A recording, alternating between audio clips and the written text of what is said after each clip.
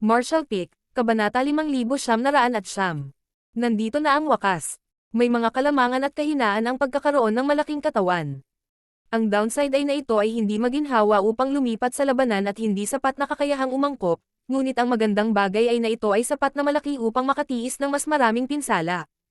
Ang mga ordinaryong nakamamatay na sugat ay marahil ay mababaw na sugat lamang. Maraming beses nang ginamit ni Yang Kai ang Dragon Transformation noong nakaraan, kaya alam na alam niya ito. Sa laki pa lang, ang Black Ink Giant Spirit God ay mas malaki pa sa Divine Dragon kung saan siya nagbagong anyo, at dahil sa laki nito, natural na lumaki ang bentahe nito. Ang mga sugat na ito ay parang natatakpan ng dugo at bumubulusok na blood ink, ngunit sa totoo lang, wala sila sa Black Ink Giant Spirit God. Kahit na ang pundasyon nito ay lubhang ina ng Purifying Light, ang Black Ink Giant Spirit God ay nabuhay pa rin ayon sa pangalan nito bilang Supreme Clone. Gayunpaman, nang makita nitong kumikislap ang laman at dugo sa sugat at lumabas ang mayamang Black Ink Strength, mabilis nitong pinatatag ang sugat. Tanging ang 3,000 Great Dawn na puwersa ni Yang Kai ang hindi madaling na-neutralize. Patuloy itong nakakabit sa sugat, patuloy na nagbabago at nagdudulot ng pinsala. Nang makita ito, desididong inalis ni Yang Kai ang kanyang sibat at sumugod. Bago siya muling maabot ng higanteng palad ng Black Ink Giant Spirit God, dumaikit si Yang Kai sa kanyang braso at sumugod patungo sa sugat. Sa isang kisap mata, dumating na si Yang Kai sa kanyang naputol na braso. Bumulwak pa rin ang makapal na tinte ng dugo, ngunit sa maikling panahon lamang, ang nakakatakot na pinsalang ito ay lubos na naibsan. Sa wala pang isang dosenang paghinga, ang sugat sa kanyang naputol na braso ay magiging kapareho ng kanyang leeg, na nag-iiwan lamang ng pinsala at wala ng blood ink. Ang kakayahan sa pagbawi ng napakalaking halimaw ay talagang nakakatakot. Itinaas ni Yang Kai ang kanyang sibat, at sa isang pagsabog ng puwersa ng mundo, ang kanyang buong katawan ay nag-transform sa isang umiikot na tuktok na bumaril patungo sa sugat sa kanyang braso. Isang matinding sakit ang agad na bumalot sa Black Ink Giant Spirit God, dahilan para umungol ito sa galit. Anong ginawa mo? Hindi sumagot si Yang Kai at sa halip ay ginamit niya ang kanyang buong lakas, naging isa sa kanyang sibat, naging isang hindi masisira na matalas na liwanag na bumagsak sa blockade ng makapal na Black Ink Strength, sinusubukang ipasok ang katawan ng Black Ink Giant Spirit God sa pamamagitan ng sugat. Huwag mo nang isipin iyon. Napagtanto na ng Black Ink Giant Spirit God kung ano ang haharapin nito. Kahit na ang isang taong kasing lakas nito ay alam kung ano ang mangyayari dito kung magtagumpay si Yang Kai, ang malalaking mata nito ay puno ng gulat at takot. Bago magsimula ang labanan, hindi niya akalain na mahuhulog ito sa ganoon kadelikadong sitwasyon sa ganoong kaikling panahon. Nang matapos itong magsalita, itinaas nito ang kamay at nagpadala ng hampas ng palad kay Yang Kai, na parabang hinahampas nito ang isang lamok na nakagat nito. Kung dama po ang hampas ng palad na ito, kahit na mag-transform si Yang Kai sa isang Divine Dragon, malamang na mamatay siya kaagad. Kasabay nito, itinulak nito ang lakas nito sa limitasyon at bumuo ng makapal at solidong harang sa paligid ng sugat upang pigilan ang pagsalakay ni Yang Kai. Hanggat kaya nitong patayin ang kalaban bago ito lusubin, lahat ng panganib ay malulutas. Isang hindi pa naganap na pakiramdam ng krisis ang bumangon sa puso ni Yang Kai. Nang tumama ang palad ng Black Ink Giant Spirit God, malinaw na naramdaman ni Yang Kai ang anino ng kamatayan na bumabalot sa kanyang katawan at isipan. Nakakasakal ang pakiramdam, at nanginginig ang bawat parte ng kanyang katawan, mula sa loob hanggang sa labas. Bagamat nakaranas siya ng maraming krisis sa buhay o kamatayan mula nang magsimula siyang magtanim, wala ni isa sa kanila ang naging kasing tindi ng isang ito, napakatindi na halos pakiramdam niya ay nahulog na siya. Sa sugat sa naputol na braso, ang harang na lumapot mula sa kanyang ink force ay napakatibay. Kahit na ginamit ni Yang Kai ang lahat ng kanyang lakas, hindi pa rin niya ito masisira sa isang iglap. Bukod dito, ang hadlang na ito ay hindi lamang isang solong layer, ito ay tuloy-tuloy at walang tigil. Sa sandaling ito, ang pinakamahusay na paraan ay natural na umatras, protektahan ang kanyang sarili, at humanap ng pagkakataong lumaban muli. Gayunpaman, pagkatapos ng karanasang ito, hindi magiging ganoon kadaling gawin ito muli. Ang Black Ink Giant Spirit God ay tiyak na magbabantay. Sa sandaling ito ng buhay at kamatayan, ang mga labi ni Yang Kai ay pumulupot sa isang nakakatakot na ngiti habang ang kanyang nakakatakot na aura ay biglang sumikat, na naging sanhi ng kahit na ang kawalan ay manginig. Nililigawan mo si kamatayan. Ang Black Ink Giant Spirit God ay umungal at walang awa na sinampal. Saan man dumaan ang palad nito, ang kalawakan ay madudurog na parang sirang salamin. Nang ang higanting palad ay ilang dosenang kilometro lamang ang layo mula sa Yangkay, bigla itong huminto, na para bang nakatagpo ito ng matinding pagtutol. Isang putol na braso ang biglang lumitaw sa ere at humarang sa marahas na pag-atake nito. Mahaba man o hugis nito, ang putol na braso na ito ay walang pinagkaiba sa isang buo na braso. Nakabalik na si Ada. Sa kritikal na sandaling ito, siya ang humarang sa nakamamatay na suntok na ito para kay Yangkay. Nakita rin ni Yangkay ang eksena ni Ada na nagmamadaling lumapit sa kanya mula sa gilid ng kanyang mga mata, kaya napagpasyahan niyang gawin ang lahat. Hawak ang kanyang naputol na braso sa isang kamay at ang kanyang naputol na binti sa isa pa. Ang galit ni Ada ay tumaas nang inihilig niya ang kanyang ulo malapit sa mukha ng Black Ink Giant Spirit God at umuungal. Ano ang gusto mong gawin sa batang ito?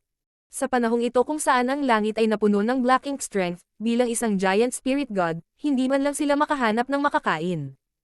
Ang maliit na lalaki na ngayon ang tanging pinagkukunan ng pagkain nila ni Aer. Kung ang munting lalaki ay papatayin, hindi ba't ang magkapatid ay kailangang magutom ng tuluyan? Ang simpleng isip na si Ada ay matagal nang naunawaan ang katotohanan na ang maliit na lalaki ay maaaring magdala sa kanila ng masarap na pagkain. Kahit anong mangyari, hindi siya papayag na mapahamak ang maliit na lalaki. Ang sinumang nang ahas na saktan ng maliit na kasama ay dapat mamatay. Sa pagharap sa tanong ni Ada, ang Black Ink Giant Spirit God ay nakasagot lamang ng isang masakit na alulong. Sa sandaling ang pag-atake nito ay naharang ng Ada, ang marahas na shockwave ay tumama sa likod ni Yangkay na parang isang hindi nakikitang pader. Sa sandaling iyon, umalangaw ang tunog ng pagkabali ng mga buto mula sa katawan ni Yangkay, ngunit dahil din sa puwersang ito kaya niya nalagpasan ang blockade ng Black Ink Strength at naging isa sa kanyang sibat, sumisid sa braso ng Black Ink Giant Spirit God. Walang hangganang itim na liwanag ang bumalot sa paligid ni Yangkay, na naging sanhi ng pagkawala ng liwanag niya. Naramdaman ni Yangkay na parang nahulog siya sa isang blood ink sea habang siya ay nagdiin pasulong, na nabasag ang mga layer ng mga flesh at blood seal at nagdrill sa katawan ng Black Ink Giant Spirit God. Habang lumalangoy ang sibat sa katawan ng Black Ink Giant Spirit God, nakatagpo ito ng matinding pagtutol sa una, ngunit pagkatapos ng ilang paghinga, biglang humina ang resistensya. Si Ada ang naglunsad ng sunod-sunod na pag-atake laban sa Black Ink Giant Spirit God, na pinilit na ilihis ang atensyon nito upang ipagtanggol ang sarili. Natural, hindi nito maituon ang lahat ng atensyon kay Yangkay, na pumasok na sa katawan nito. Sa malawak na kawalan, ang labanan sa pagitan ng dalawang Giant Spirit God ay lubhang brutal, ngunit sa hitsura nito, si Ada ang nangibabaw. Ang magkabilang kamay niya ay winuwagayway ang putol na braso at binti ng kanyang kalaban na para bang sarili niyang sandata ang mga iyon, bawat hampas nito ay nagiging sanhi ng pagsuray-suray ng katawan ng Black Ink Giant Spirit God habang ang mga laman at dugo nito ay lumilipad kung saan-saan. Nakita ng ibang Black Ink Giant Spirit God ang labanan at gustong lumapit para tumulong, ngunit paano ito papayagan ni Aer na magtagumpay? Inilabas niya ang lahat at hinawakan ito sa pwesto. Sa isa pang larangan ng digmaan, ang mga mata ni Mo Naye ay nanginginig ng husto, ang kanyang mukha ay puno ng hindi paniniwala.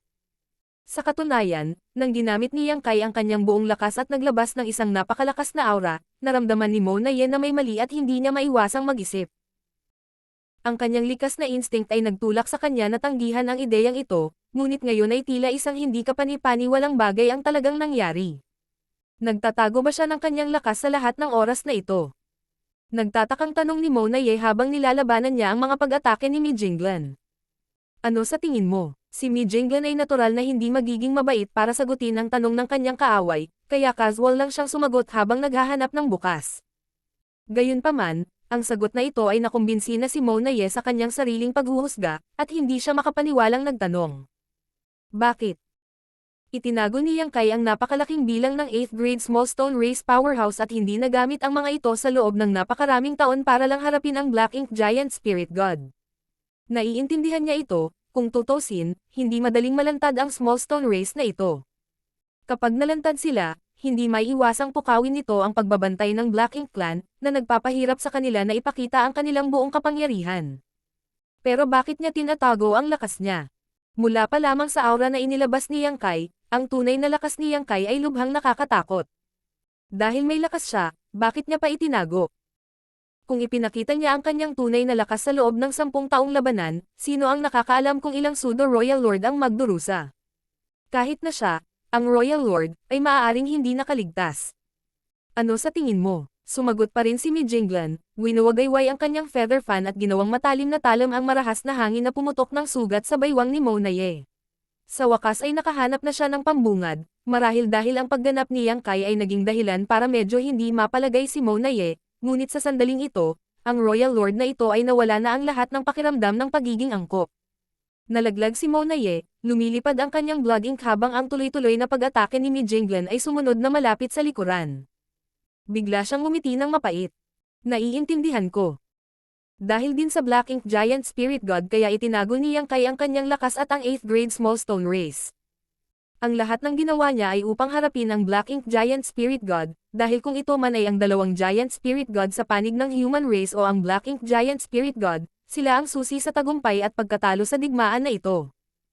Sa pamamagitan lamang ng paghahanap ng paraan upang malutas ang pinakamalakas na lakas ng labanan ng kabilang partido ay tunay na magwawakas ang digmaang ito. Bago magsimula ang digmaang ito, napansin na ni Mo Naye ang puntong ito, kaya paanong hindi ito napansin ni Yang Kai? Gayunpaman, ang pagtatangka ni Yang Kai na itago ang kanyang lakas ay talagang gumana. Hindi masyadong pinapansin ng Black Ink Giant Spirit God si Yang Kai. Ang kanilang target ay palaging ang Giant Spirit God ng kabilang partido, at bilang matandang magkaaway na nag-away sa isa't isa sa loob ng libu-libong taon, alam nilang dalawa kung gaano kahirap at kalakas ang kabilang partido.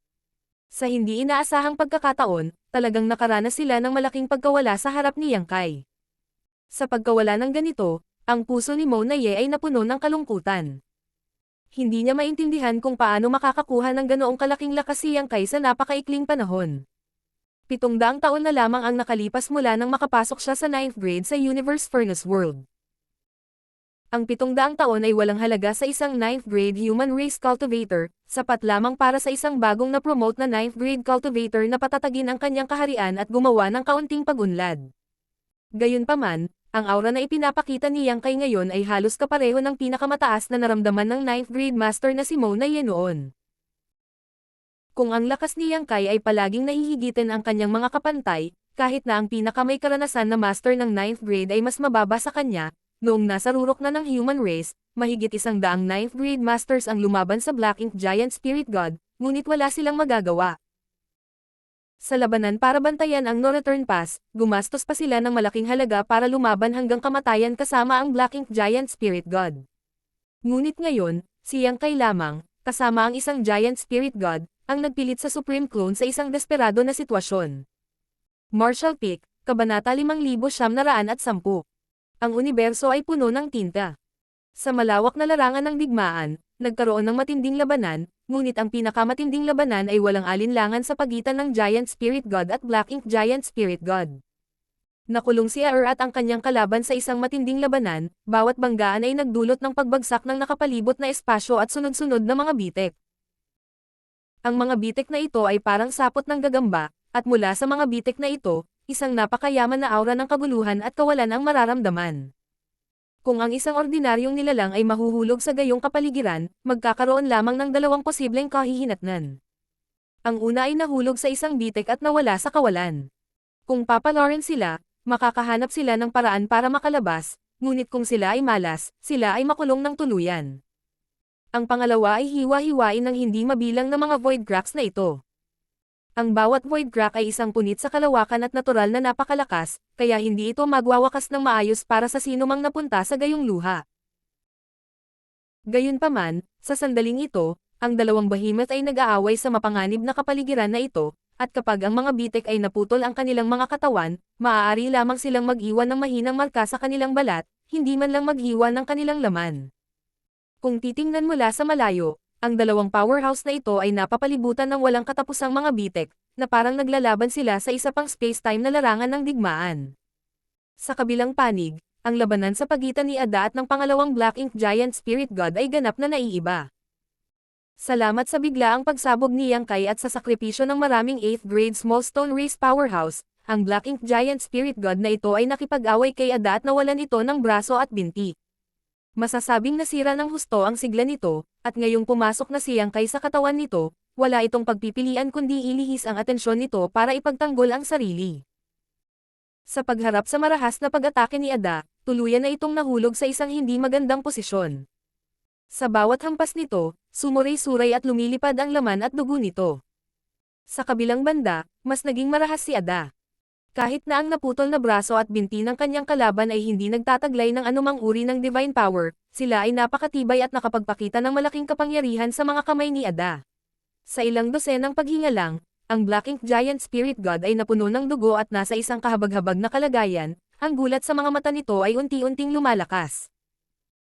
Sa sandaling ito, hindi lamang ito nakaharap sa marahas na pag-atake ni Ada, kundi pati na rin sa mga aksyon ni Yang Kai sa loob ng katawan nito, na siyang pinagmulan ng takot nito. Malinaw nitong nararamdaman na habang lumalangoy si Yang Kai sa katawan nito, ang napakalaking katawan nito ay napuno ng aura ng isang hindi mahuhulaan na nilalang. Bagamat wala itong panahon para maingat na imbestigahan ang mga nilalang na ito, malinaw na alam nito kung ano sila. Napagtanto na siya ay mamamatay ng walang pag-aalinlangan, ang Black Ink Giant Spirit God ay umungol at pilit na hinarang ang mabangis na pag-atake ni Ada, na naging sanhi ng panginginig ng katawan nito habang sumisigaw. Ang universo ay puno ng Black Ink Strength. Sa isang kisap mata, ang Black Ink Strength na nakapalibot sa katawan nito ay nanlamig saglit bago hinayla sa katawan nito ng isang hindi nakikitang puwersa. Ang ibinayad nito ay tinamaan ito sa ulo ng marahas na suntok ni Ada, dahilan para bumagsak ang bungo nito. Sa sandaling ito, hinawakan ni Yang Kai ang Asher Dragon Spear sa kanyang kamay at nag-transform sa isang umiikot na tuktok, tumagos sa makapal na Black Ink Barrier at lumalangoy sa katawan ng Black Ink Giant Spirit God.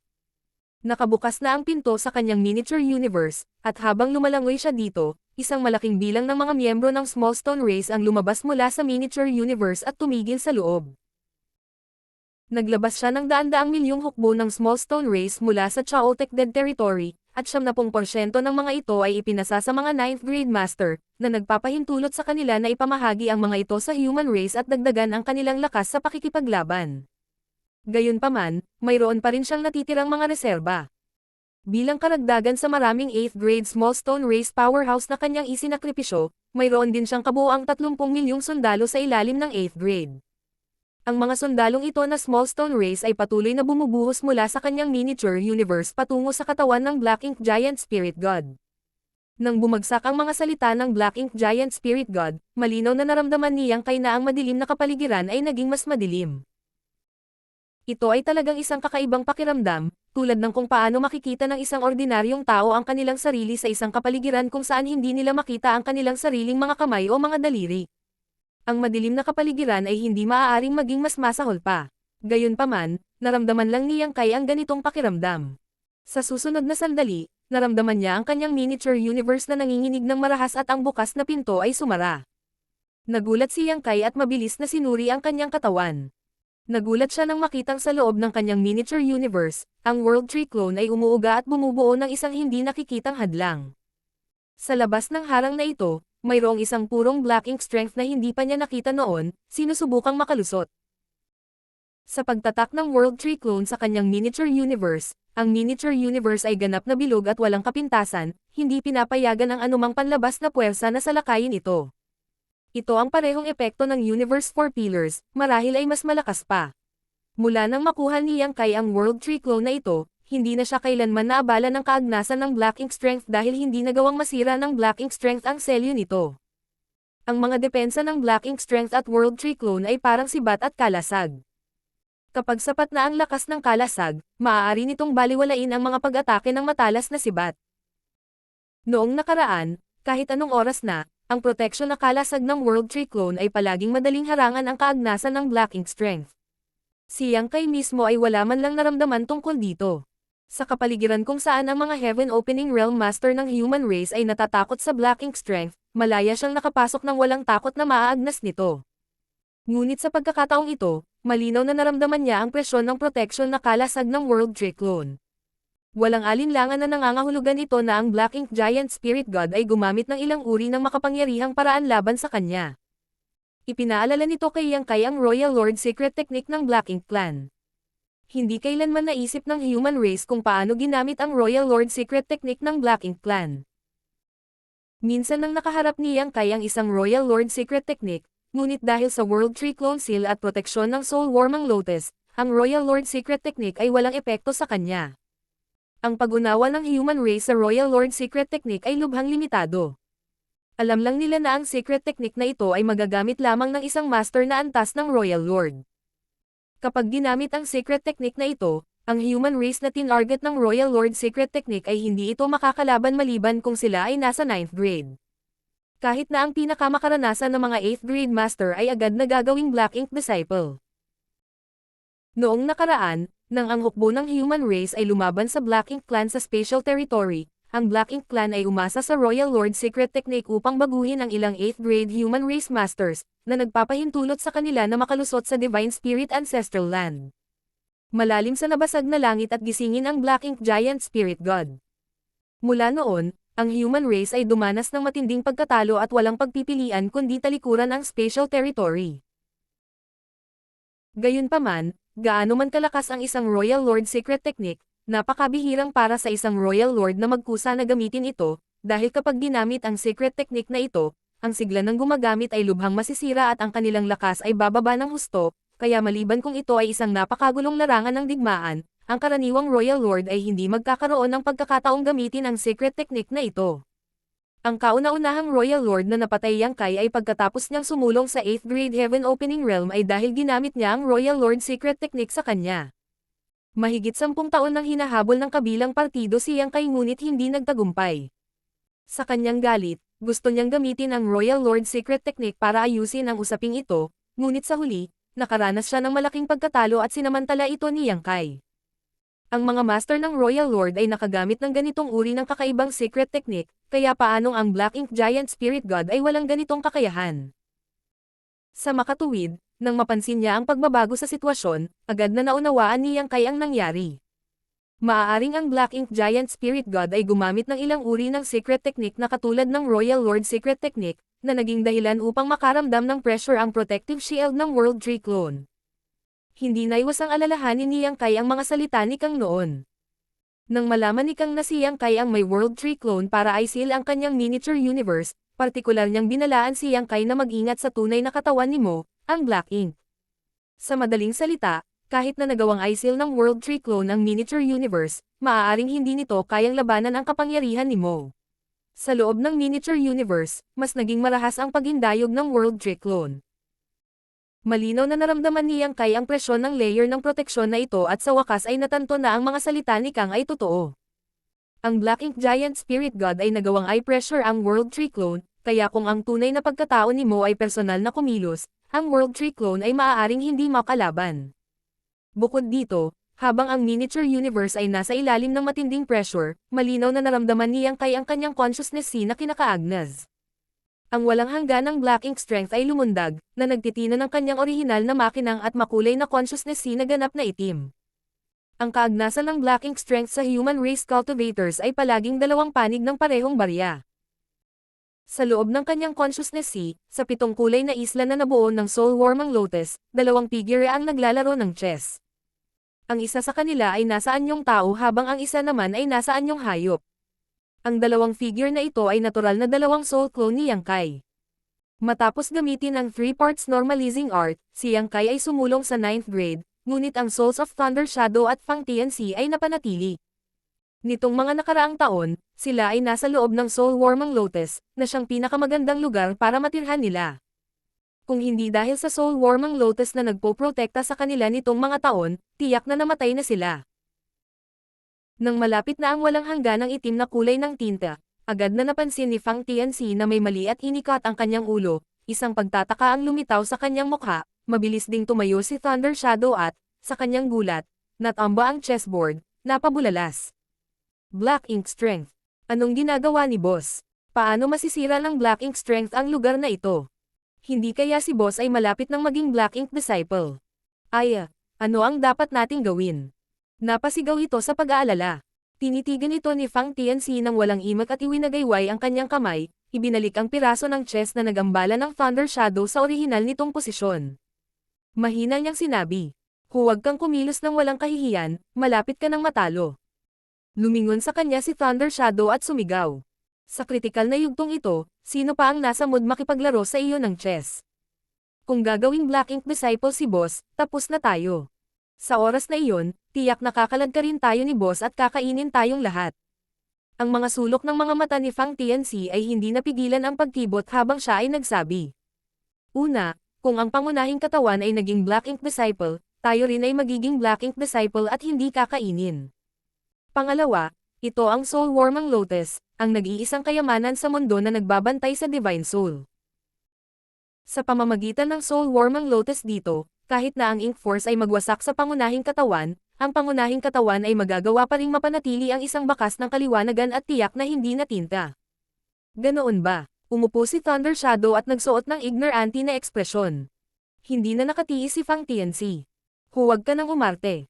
Ikaw ba ay isang masakit na talunan? Bahagyang tumawa si Thunder Shadow. Hindi masaya ang paglalaro ng chess, iba naman ang laro natin. Kaya, sa wakas ay inamin mo na hindi mo ako kalaban. Umawang ang mga butas ng ilong ni Fang Tianxi habang tinitigan niya ito ng masama. Galit na galit si Thunder Shadow.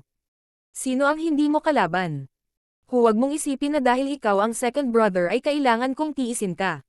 Mag-ingat ka sa mga sinasabi mo. Pagkatapos ay magpatuloy, ikaw na ang pagkakataon.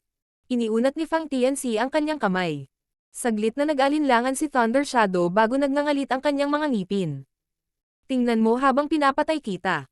Papalapit na ang kulay ng itim na tinta, at sa tanging purong lupain sa kanyang consciousness si, isang lalaki at isang leopardo ang naglalaban sa chessboard.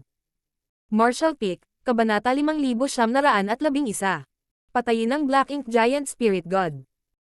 Sa loob ng katawan ng Black Ink Giant Spirit God, mayroong 10 milyon o higit pang mga sundalo ng Small Stone Race na nakakalat. Kung ito ay isang ordinaryong Small Stone Race, maaaring hindi nila mapaglabanan ang kaagnasan ng Black Ink Strength, ngunit ang mga Small Stone Race Cultivator na ito ay lumago sa pamamagitan ng pagsipsip ng kapangyarihan ng Extreme Yin at Yang, na nagbibigay sa kanila ng natural na pagtutol Black Ink Strength. Bukod dito, ang kanilang pangunawa sa Black Ink Strength ay lubhang matalas, at itinuring nila ito na parang natural nilang kaaway. Sa sandaling ito ay mailabas, sinimulan nitong bombahin ang katawan ng Black Ink Giant Spirit God, na naging sanhi upang agad nitong maranasan ang sakit ng libu-libong langgam na kumagat sa katawan nito. Hindi mahalaga kung gaano hindi nasisira ang panlabas na anyo ng isang tao, ang mga panlaban sa loob ng katawan ay medyo mahina pa rin. Ang orihinal na plano ni Yang Kai ay ilabas ang lahat ng Small Stone Race sa kanyang miniature universe, isang kabuoang 30 milyong Small Stone Race, ngunit dahil sa Black Ink Giant Spirit God Secret Technique, wala siyang pagpipilian kundi ang tumigil. Sa ganitong matinding labanan, habang tumatagal ang labanang ito, mas malaki ang pagkakaiba-iba. Sa makatuwid, matapos mapansin ang kakaibang galaw ng Black Ink Giant Spirit God, si Yang Kai ay gumawa ng isang maagang desisyon at pinaandar ang kanyang Sun and Moon Marks. Sa susunod na sandali, ang 10 milyon o higit pang mga hukbo ng Small Stone Race ay nagsimulang maglabas ng nakakasilaw na liwanag. Sa napakaitim na kapaligirang ito, nagsimulang magsanib ang dilaw at asol na mga kulay at naging isang malalim na misteryo. Sa kawalan, muling kinuha ni Ada ang naputol na braso ng kanyang kaaway at binasag ito patungo sa kanyang kalaban. Ang welga na ito ay napakatigas at tumama sa leeg ng Black Ink Giant Spirit God, na naging dahilan upang bahagyang umikot ang leeg nito.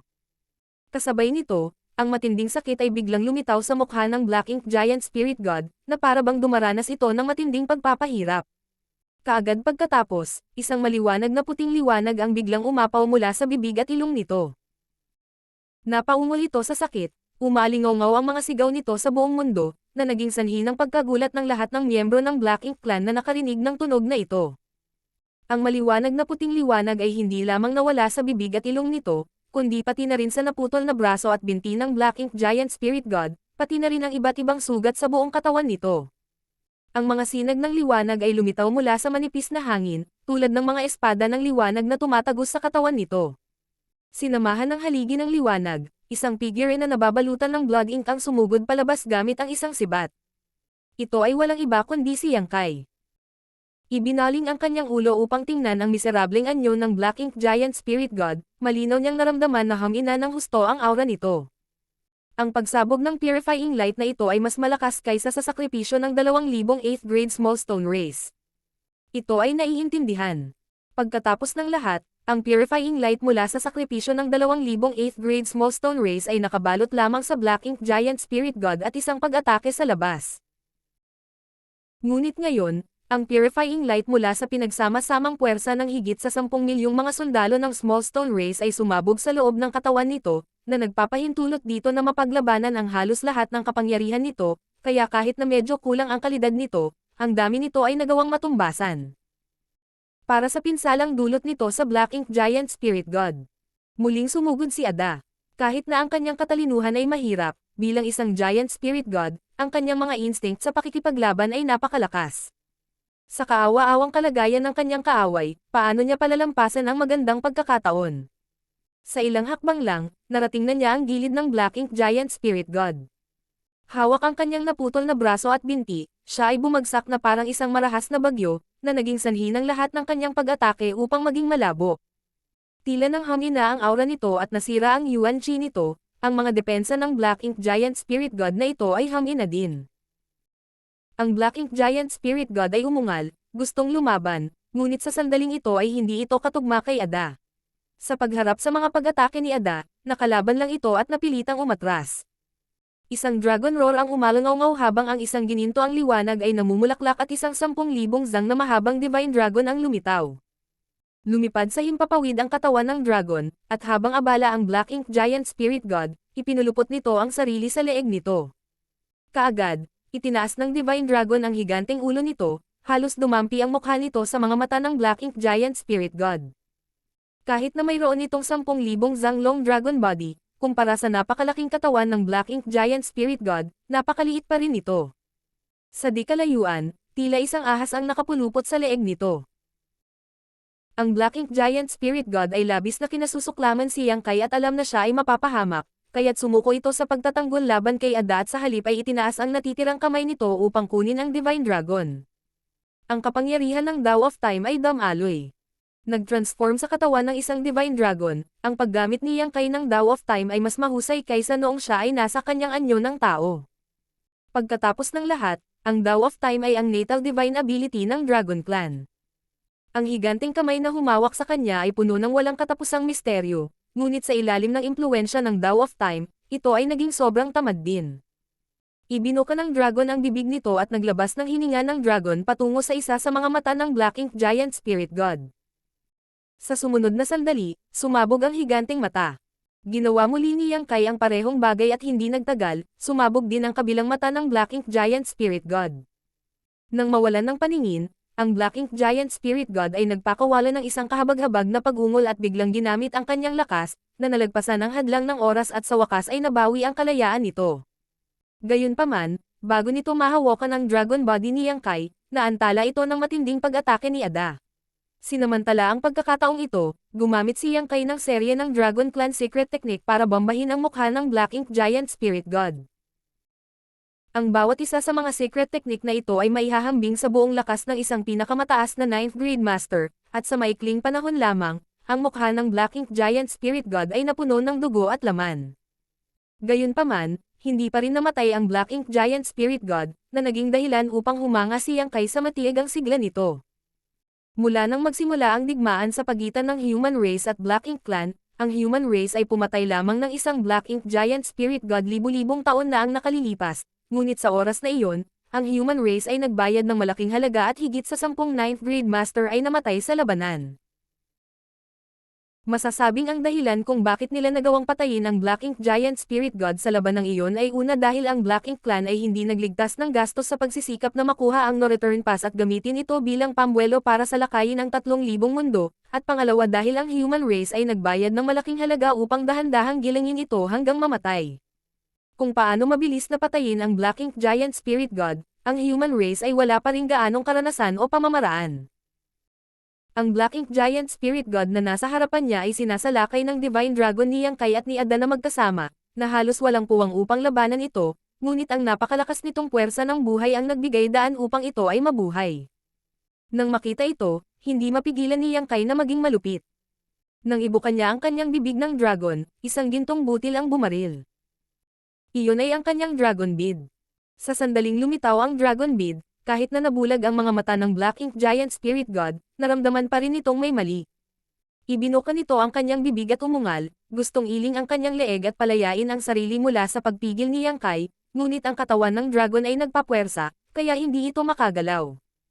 Ang ginintoang dragon bead ay bahagyang kumikislap bago nag-transform sa isang ginintoang liwanag na bumaril diretso sa butas sa kaliwang mata ng Black Ink Giant Spirit God at lumabas sa ulo nito. Ang natitirang kapangyarihan ng ginintoang liwanag na ito ay bumaril sa kailaliman ng kawalan, na lumilikha ng isang gintong liwanag na banda na milyon-milyong kilometro ang haba.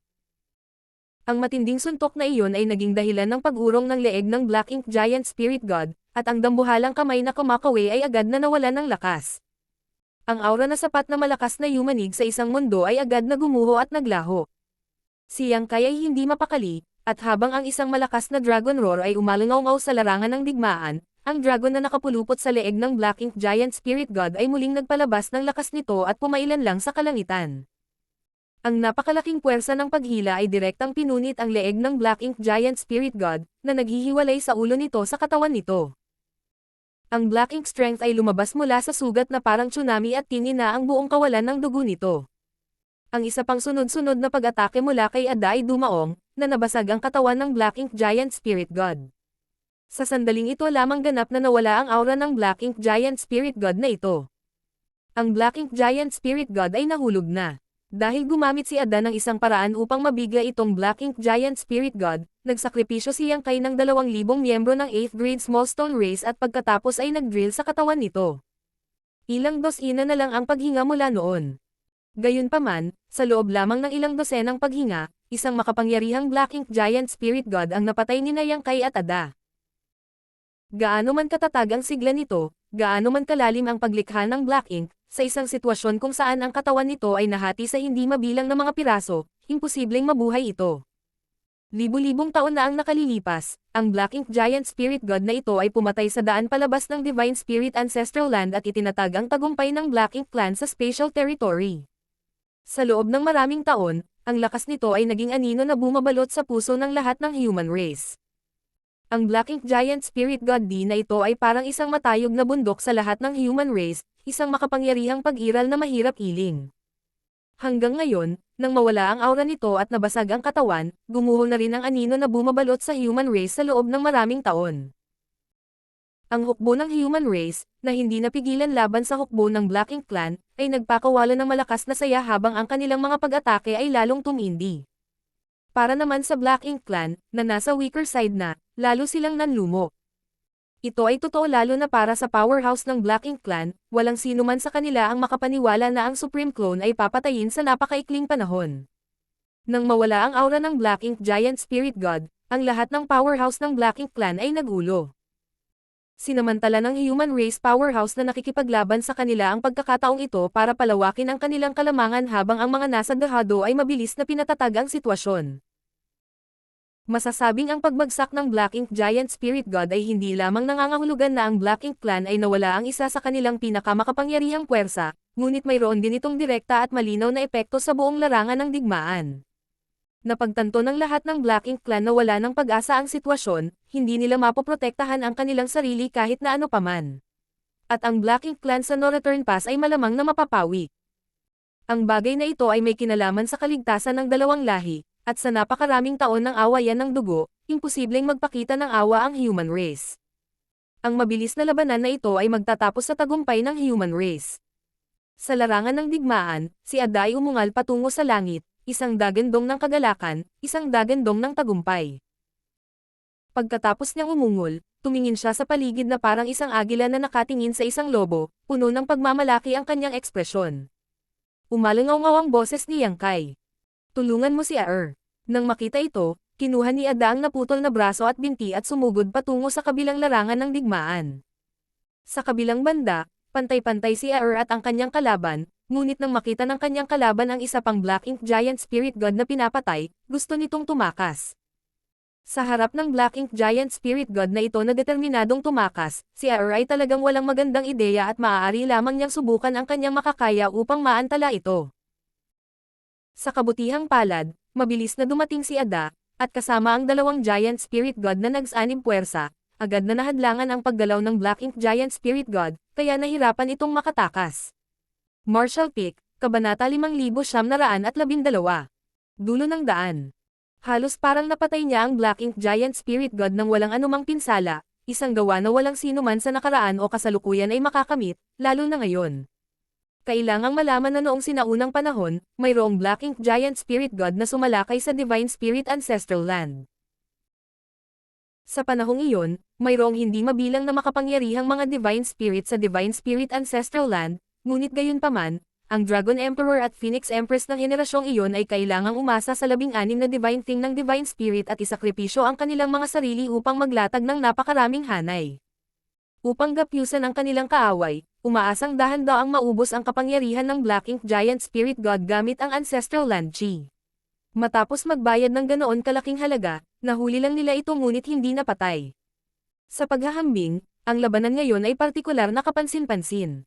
Siyempre, ang pangunahing dahilan nito ay dahil ang pagsabog ng Purifying Light ay lubhang nakapinsala sa sigla ng Black Ink Giant Spirit God. Kahit na ang Ancestral Chi sa Divine Spirit Ancestral Land ay mayroon ding bahagyang pagsugpo sa Black Ink Strength, ito ay mas mababa pa rin sa Purifying Light. Bagamat hindi siya nakaranas ng maraming pinsala, si Yang Kai ay nakakonsumo ng maraming enerhiya, lalo na noong ginamit niya ang Dragon Bead sa huling sandali, na halos maubos niya. Ang Dragon Bead ay ang crystallization ng Dragon Clan's cultivation, katulad ng Monster Beast's core. Maliban kung walang ibang pagpipilian, imposibleng gamitin ang mga ito ng basta-basta. Kapag ginamit ang Dragon Bead, namatay ang kaaway o namatay ang gumagamit.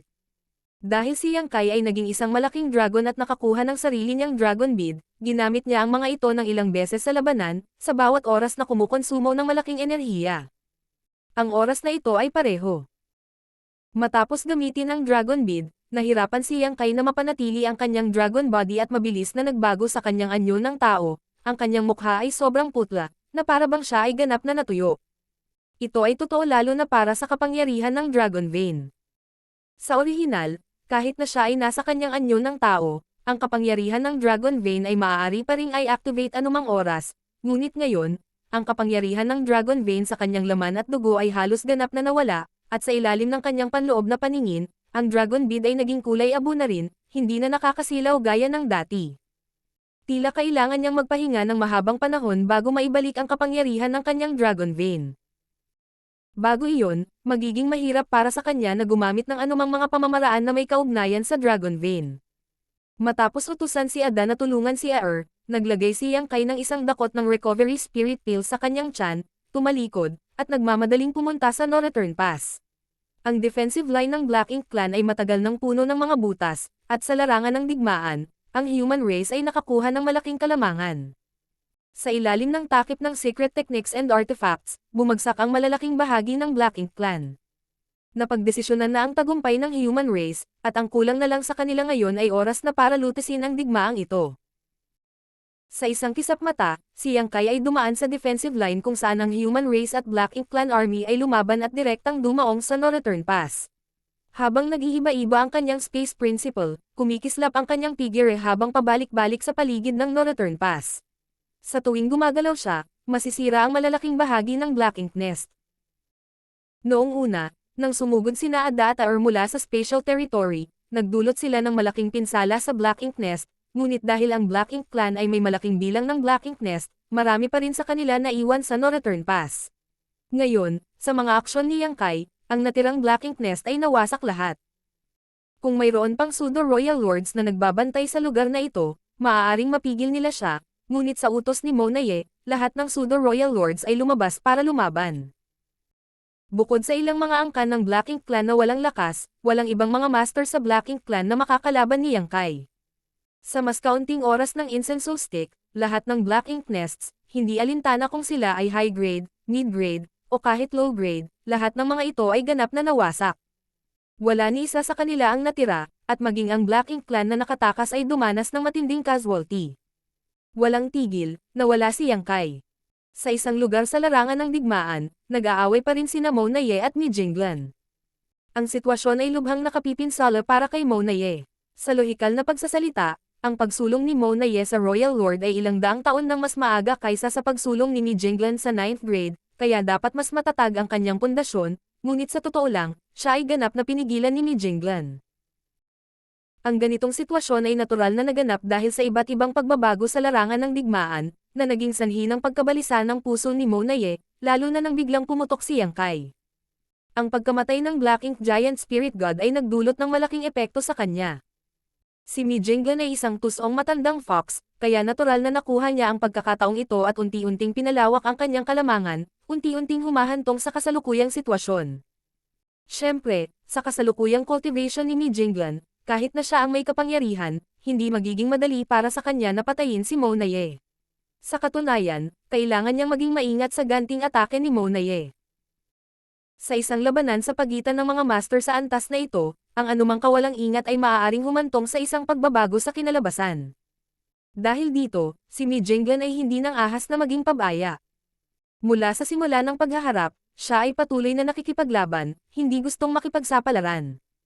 Gayunpaman, sa sandaling iyon, ang kanyang mga pag-atake ay biglang naging marahas, at kasabay nito, mahigpit na hinawakan ni Mo Naye ang isa sa kanyang mga pagbubukas. Pagkatapos ng ilang sandali ng pag-aalinlangan, ang kanyang umaatres na figure ay biglang sumugod, sinasamantala ang agwat sa pagitan ng secret technique ni Mi Jinglan upang maglunsad ng suntok. Bakas sa mukha ni Mi Jinglan ang pagkataranta habang katutubo niyang sinubukang pigilan, ngunit huli na ang lahat. Nang malapit ng dumapo ang suntok na ito sa ulo ni Mi Jinglan, biglang nanginig ng husto ang katawan ni Mo Naye, na para bang nataman siya ng spell at nanlamig sa pwesto. Wala pang isang talampakan ang layo ng kanyang kamao mula kay Mi Jinglan, at ang marahas na impact ay naging sanhi ng pagkipas ng damit ng kanyang kalaban at panginginig ang kanyang mukha. Sa pagharap sa banta ng kamatayan, ang gulat sa mga mata ni Mi Jinglan sa halip ay nawala, napalitan ng malalim na titig. Tulad ng inaasahan, mapait na ngumiti si Mo Naye kay Mi Jinglan, ngunit hindi ito nakadirekta sa kanya. Sa likod ni Mo Naye, ang figure ni Yang Kai ay hindi namamalayang lumitaw. Ang Asher Dragon Spear ay tumusok sa katawan ni Mo Naye at tumagos sa kanyang dibdib. Ang kapangyarihan ng Great Dao ay nananatili sa sibat, at ang Space Principles ay nag-iiba-iba, nagyayelo sa nakapalibot na espasyo. Kahit na ang isang kasing lakas ni Mo Naye ay nahirapang tumakas. Ang tatlong powerhouse ng Human Race at Black Ink Clan ay pumila sa isang tuwid na linya sa kawalan. Si Yang Kai ay nasa likod, si Mo Naye sa gitna, at si Mi Jinglan sa harap, lahat sila ay tahimik. Pagkaraan ng mahabang panahon, sa wakas ay sinabi ni Mi Jinglan. Nakita mo na ito ay isang bitag upang akitin ang kaaway. Ito ay hindi isang problema, ngunit isang katotohanan. Nagpadala si Yang Kai ng voice transmission sa kanya nang sumugod siya, kaya bigla siyang nagsiwalat ng pagbubukas upang akitin si Mo Naye na umatake at lumikha ng isang magandang sitwasyon para sa palihim na pag-atake ni Yang Kai. Naging maayos ang lahat, at ang palihim na pag-atake ni Yang Kai ay lubhang matagumpay. Ano ngayon? Isang mapait na ngiti ang lumitaw sa mukha ni Mo Naye. Ang mga mata ni Mi Jinglan ay kumislap habang siya ay bahagyang tumango. Oo, wala kang pagpipilian. Bagamat masasabi niya na ito ay isang pakana upang akitin ang kaaway, si Mo Naye ay makakagawa lamang ng aksyon, umaasang masasaktan o mapatay si Mi Jinglan ng husto bago siya tambangan. Sa ganitong paraan, mamatay man siya rito, hindi iyon kawalan. Siyempre, maaari niyang piliin na iwasan ang palihim na pag-atake ni Yang Kai, ngunit pagkatapos noon, magsasama-sama sina Yang Kai at Mi Jinglan para salakayin siya, na nagpapahirap sa kanya na lumaban. Kaya wala siyang pagpipilian. Itinagilid ni Yang Kai ang kanyang ulo at nilampasan si Mo Naye kay Mi Jinglan. Senior brother, masyadong delikado. Nagpadala siya ng voice transmission kay Mi Jinglan upang makipagtulungan sa kanya, ngunit sinong mag-aakala na ang kabilang partido ay gagamit ng ganoong mapanganib na paraan, na nagiging sanhi ng pagtakbo ng puso ni Yang Kai. Kung ang kanyang pag-atake ay tumama sa kanya, si Mi Jinglan ay malubhang nasugatan. Walang pakialam na sumagot si Mi Jinglan. Ang kayamanan ay nagmumula sa panganib. Napabuntong hininga si Yang Kai at hindi alam ang sasabihin. Walang alinlangan na nagtiwala sa kanya si Mi Jinglan, ngunit hindi niya alam na pagkatapos ng labanan ngayon, nakakonsumo siya ng maraming enerhiya. Bagamat nakabangon siya ng bahagya mula sa pinsala habang sinisira ang mga Black Ink Nest sa No Return Pass, napakaikli ng panahon at hindi pa niya naibalik ang halos lahat ng kanyang lakas. Halimbawa, nakagawa pa lang siya ng 2 putok bago niya tuluyang naubos ang sarili. Kaya kung talagang hahayaan niyang maiwasan ni Mo Naye ang kanyang palihim na pag-atake, magiging mahirap itong hawakan. Brother Yang, bago ako mamatay, may itatanong ako sa iyo.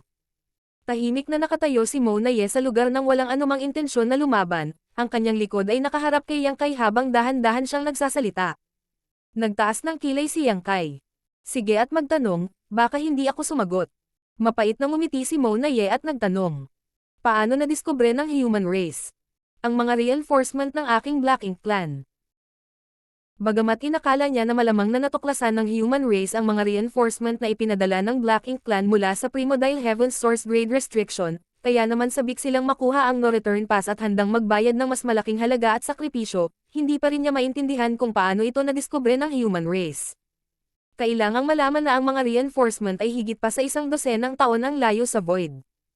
Sa ganoong distansya, kung hindi dahil sa divine ability ng Black Ink Giant Spirit God at sa Black Ink Nest, imposibleng makontak sila ng Black Ink Clan.